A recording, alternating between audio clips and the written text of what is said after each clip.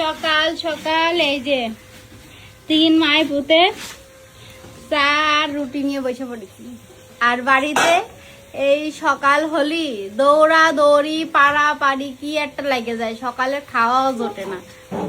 আর এই যে এত আরাম, তারপরেও ভালো লাগছে না বাপের বাড়ি। মনে হচ্ছে কত বছর আইছি, কবে যাবো। এই জন্যই হচ্ছে মায়ের মানুষের কপালে সুখ মানে টেকে না। সুখ মেয়ে মানুষ নিজের সুখ নিজেই বোঝে না।